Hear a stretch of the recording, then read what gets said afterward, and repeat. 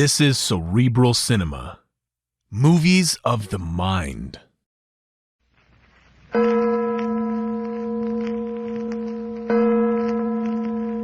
Adventures by Morse.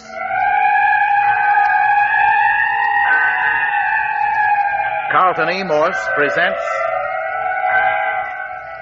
The City of the Dead, featuring Captain Friday. If you like high adventure, come with me. If you like the stealth of intrigue, come with me. If you like blood and thunder, come with me. First, a message from our sponsor.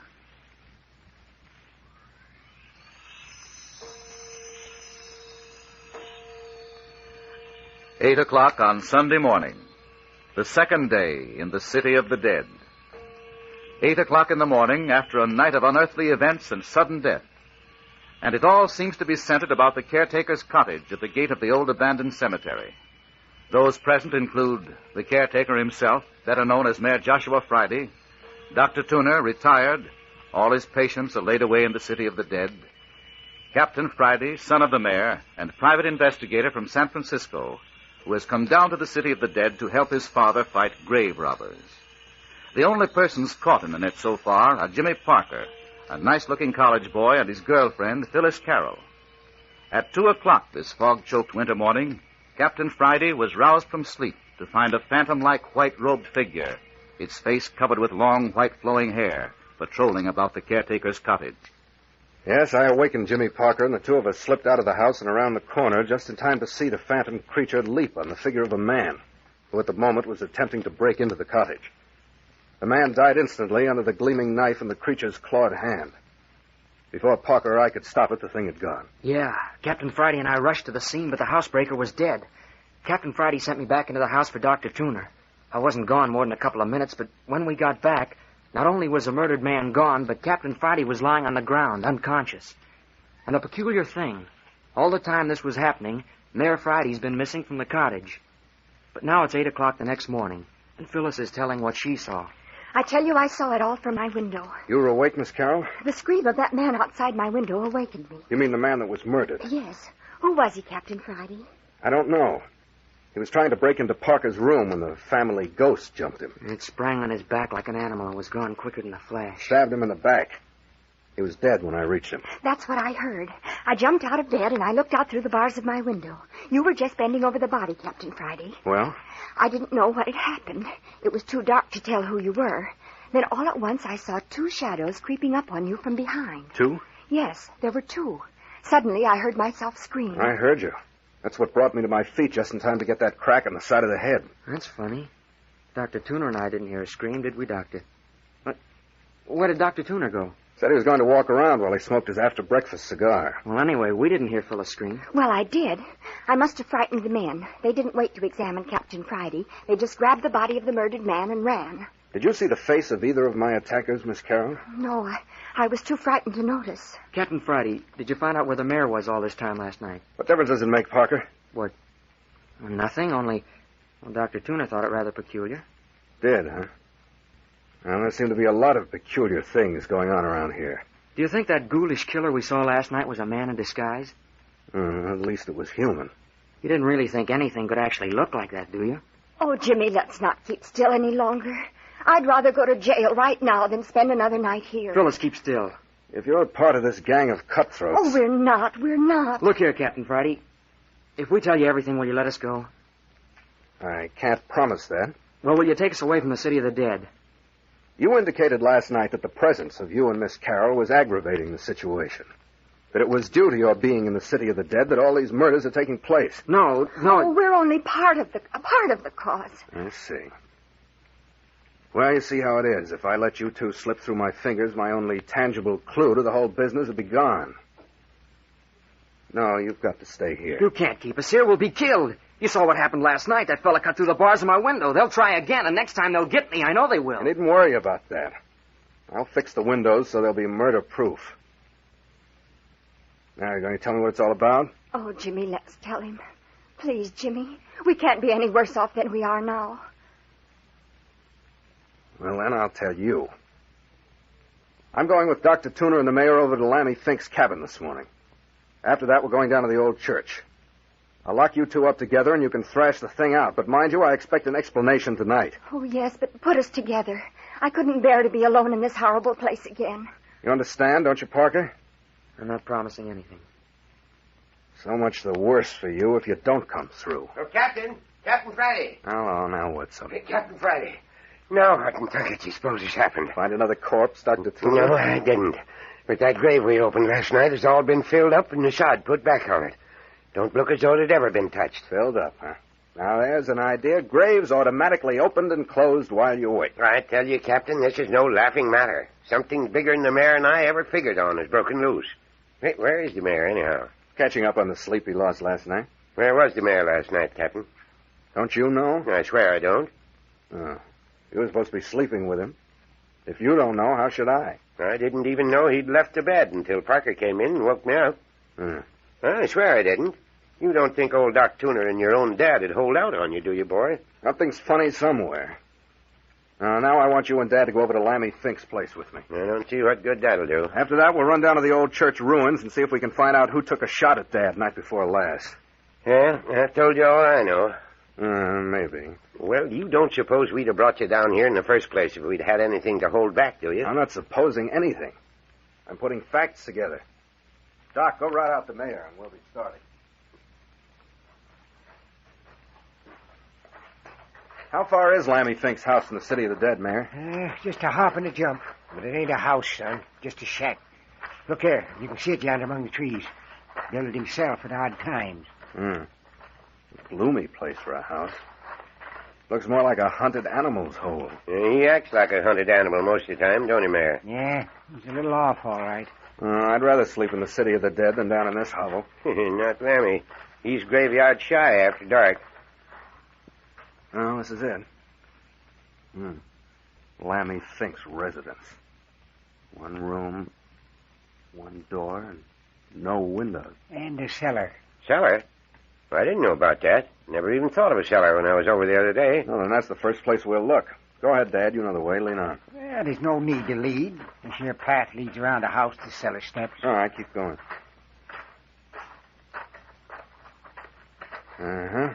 Here's the steps.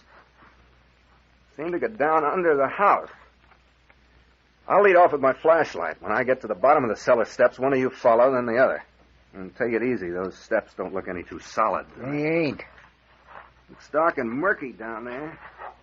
There I go. Watch out you don't break your neck. Well, these steps won't hold much weight. Hey, Captain! Captain! What a rat trap this turned out to be. Son, are you hurt? Hello down there. Captain, are you still alive? Yes, of course I am. I've lost my flashlight, and it's blacker than an old maid's future down here. Light a match. Give a man a chance to pull himself together, Doc.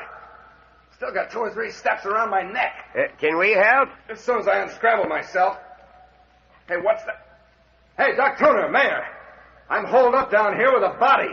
Who is it, Captain? How do I know? We just met here in the dark.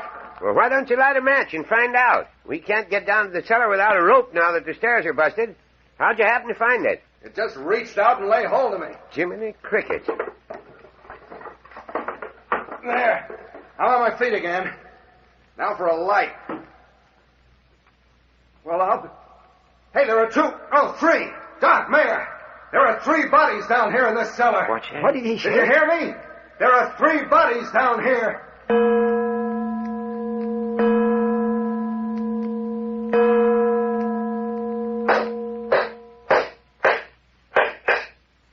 Here. That ladder will hold any of us. Now, Dr. Tuner, I want you and Dad to come on down into the cellar with me and examine those bodies. One of them is Lammy Fink, all right enough. One of them is the strangled fellow we dug up, and the other is the man who was stabbed to death last night. Yeah, if you know so much about him, why should we get down and look at him? I want to see if you know either of the unidentified bodies. I'd bet money I don't, but come along, son. What makes you think you don't, Mayor? Trying to get something on your father, boy? Never mind, come along. Careful on the ladder. There you are. Now, over this way. Look out for those boxes. All right, I'll hold the torch for you. There they are. 3 bodies laid out side by side. Yes. It says Lammy. Poor old fella. How do you suppose he died, son? I can't find a mark on him anywhere, Dad. Look at that look of terror on his face. You mean he was scared to death? Take a look for yourself. How long's Lammy been dead, Doctor? Well, at least 36 hours. You certain of that? Well, that's fairly accurate. Then Lammy Fink couldn't possibly have filled up the grave we opened last night. He could not. And who did do it? Dad, you said that you and Lammy were the only ones capable of doing an expert job of replacing turf on a grave. Yeah, I said it all right. Well, Dad?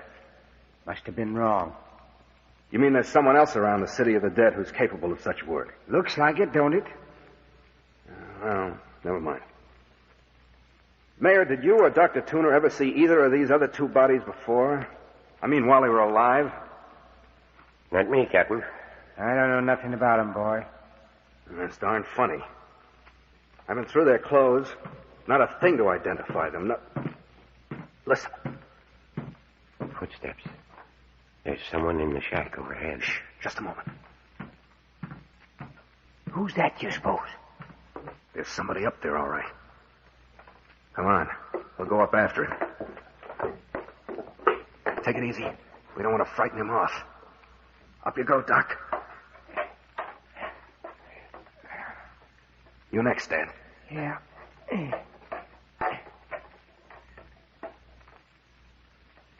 Come on up, Captain. Everything's clear. Yep.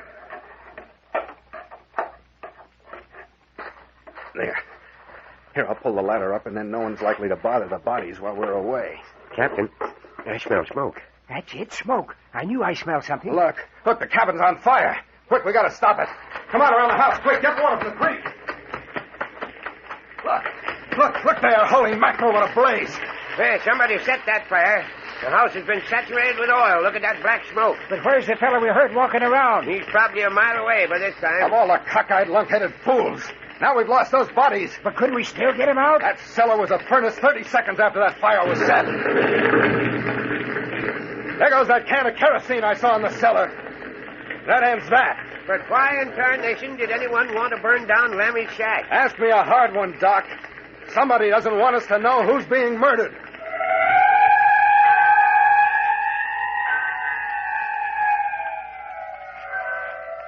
Dead men can't talk, especially after they've been cremated. But there is still the contents of Ernie Morton's grave and old Clawfoot down in the abandoned church. But more of that in a moment.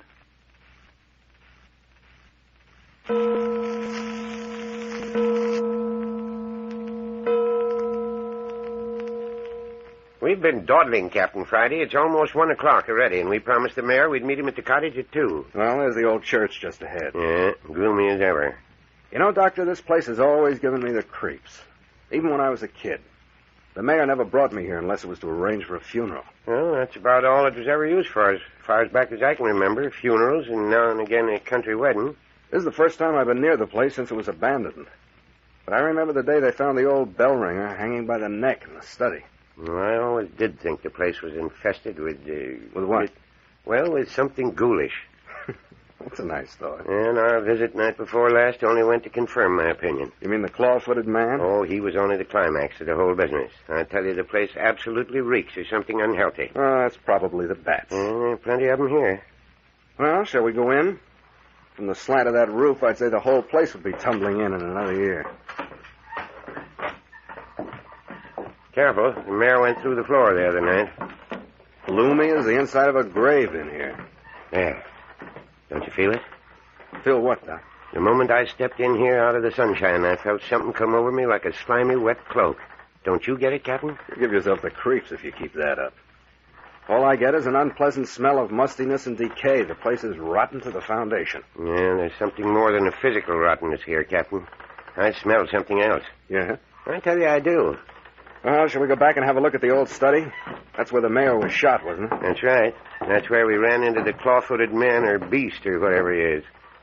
Did you leave the doors shut when you carried the mayor out the other night? I did not. I was too scared. I just picked up the mayor and dashed through. The door was still open.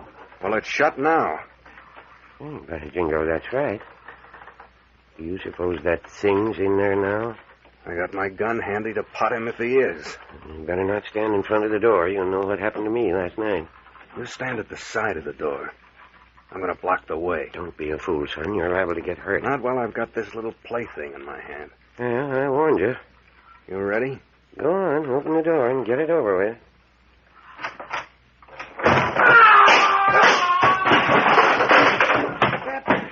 Captain, are you hurt? What in the Sam Hill kind of a thing is that? I'm a bald-headed liar if that jack-in-the-box didn't kick me in the face. Are you hurt, Captain? Are you all right? Here, let me help you up. Of course I'm all right. Why shouldn't I be all right?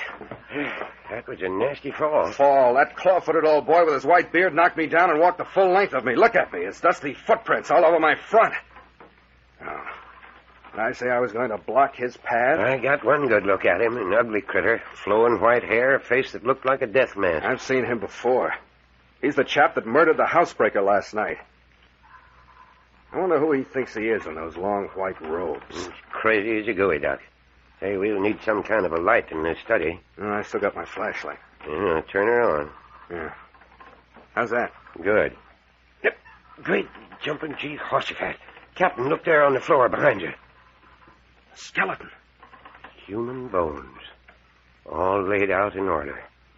Laid out is right. Looks like old Clawfoot was in here reconstructing a skeleton. Where do you think they came from? The bones? Probably out of one of the graves in the city of the dead. Nice person, old Clawfoot. I don't care for the company he keeps. He's crazier than I thought. Imagine a guy shutting himself up in a dark room to play with a human skeleton. Yeah, looks like we're going to have to do some close inspection on the mayor's graves out yonder. This seems to indicate that grave robbing has sort of become a practice down here. I told you something unhealthy was going on in this place. Old Clawfoot never lacked for company. Whenever he got lonesome or downhearted, he just up and digs himself a skeleton to amuse him. Here, Captain, where do you suppose this old fool lives? Offhand, I'd say he'd been making this his headquarters. There's no sign of a place to sleep here, and there's no food. Oh, that's something we'll have to look into. Oh, now, Doc, where's this bell rope the mayor was pulling on the night he was shot? Right there, Brett. Oh, it's gone. Gone? Where was it? Well, it hung right down there where you're standing. Look at the ceiling. No hole in the ceiling for it to come through. Well, there was a rope. What's more, he just pulled it and he was shot. And you're certain the door was shut at the time? It certainly was. Anyway, the shot came from across the room. No window. Are you certain there was no one else in the room with you, too? Well, of course there wasn't. Where'd the shot come from, then? The same place the bell rope's gone to. What in tunket does he do that for, going around making noises like a sick cat? Well, we'd seen the last of him today. Should we try to grab him? Don't you think we'd better finish looking over these ruins? What more is there to see? Well, you haven't been up in the belfry yet. What, climb that rotten ladder? Not me, Doc. Well, the mayor and I did it, and in the dark, too. Well, that was your own funeral. You can see with half an eye that you two are the only ones who've been up there in the last 10 years. Look at the dust and dirt and the cobwebs. Come on, we spent an hour in here. That's enough. I want to get my hands on that fella. Come on, it's 1 o'clock. We told the mayor we'd be back by 2. All right, anything's better in this place. Well, come on out in the sunshine and get it out of your system. Oh, where is our sunshine? Fog, if that ain't the luck. First afternoon fog we've had this season. That puts an end to hunting old Clawfoot. Yeah, miserable stuff, fog. Gets in your nostrils, wets your clothes, hides murders. Come on out of it, Doc. You'll feel better when you had your lunch. Let's go back to the cottage. You gonna leave that skeleton in there? Why, yes. You don't want to pack it around with us, do you? Yeah, you jackass. It's as well off there as anywhere until we can find the grave it was taken from. Perhaps that's old Ernie Morton's skeleton. We'll dig in his grave this afternoon.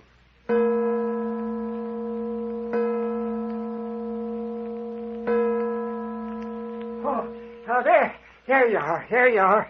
Oh, thank goodness you've come at last. Captain, come in the house quick. Come in here. What is it, Dad? Mayor, you're as white as a ghost. Well, if I'd have had a gun handy, I'd have shot that fellow where he stood. Shot who? What are you talking about? Come on in. Hurry up. You too, Doc. You'll have to tend to the girl. Girl? You mean Miss Carroll? Here, shut the door, Doc. That Parker fella stabbed the girl. He killed her, too, if I hadn't arrived just when I did. Stabbed Phyllis Carroll? So he did. Wait a minute, Dad. Did you see him stab her? Just as I come in the house, I heard a scream. I rushed in and unlocked the door. And there she was, lying on her face on the floor. Parker was standing over her with this bloody knife in his hand. Where is the girl? In her room. Go on in and see what you can do for her, Doc. She's unconscious. Go ahead, Doc. Tell me how she is as soon as you can. All right. Now then, Dad, where's Parker? He's locked in this closet. The bars on the window to his room's cut. And I wasn't taking any chance of losing him. Well, let him out. Let's see what he has to say. Parker said he didn't do it. Catch him! What in blazes? Is he dead? Dad, you've smothered him in that closet. Get me some water. Hi, Doc, come here. What's the matter? Get a move on. Now, what's the matter? Hello. What's happened to Parker? Smothered in that little closet. Well, his heart's still going. Yeah, he's going to be all right. Just a faint. Mayor, throw a little water in his face. There he comes. Here you are, boy. Drink a little of this water.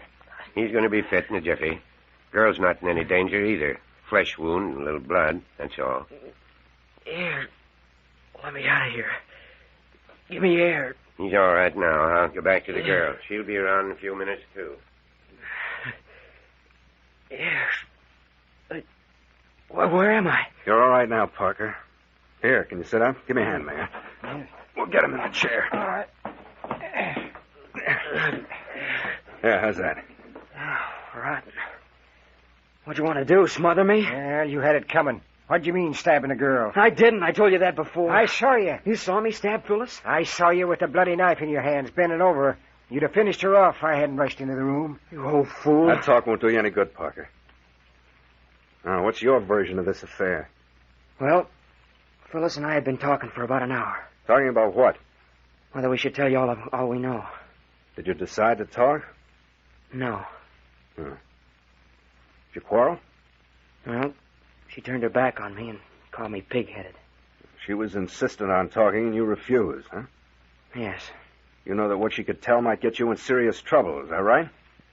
I suppose so. So you decided to stab her to death to prevent her talking? No, it isn't so. That's so. And what did happen? You won't believe me. You bet I won't. Hold it, will you, Dad? Well... Go on, Parker. Well, when she turned her back on me, I walked away.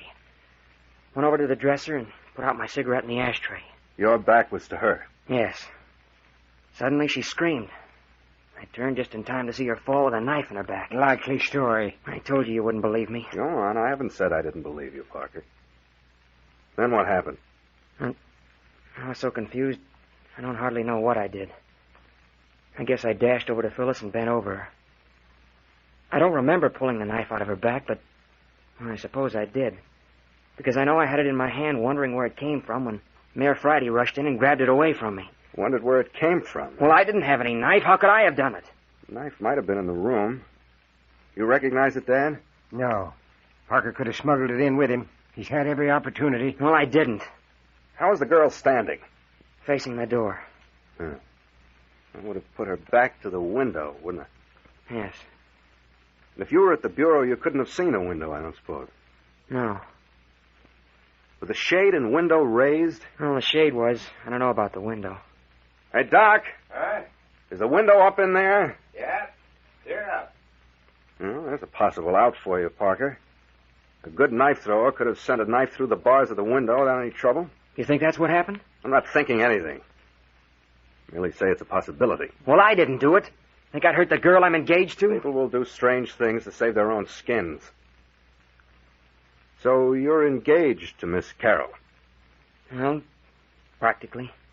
What does that mean? Well, we've kind of got an understanding. You asked her to marry you? No. How does In other words, you said that about the engagement because you thought it would be a point in your favor.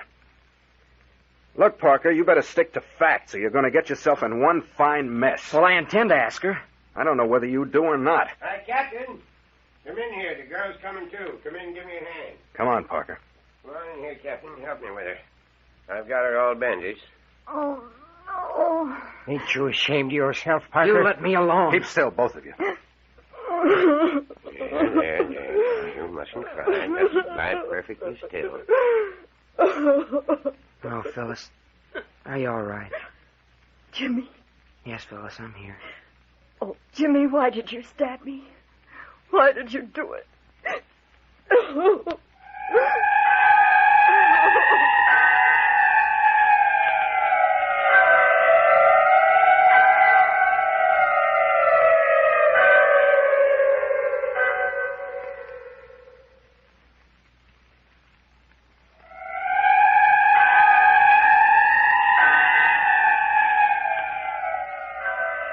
the midst of the desperate happenings in the city of the dead, has Jimmy Parker turned on his own companion, Phyllis Carroll? And what about the phantom claw-footed killer and the desecrated graves? Who is disturbing the dead, and what do they expect to find, save moldering bones? Listen next week to the 5th episode of Carlton E. Morse's City of the Dead, entitled The Skeleton Walks In.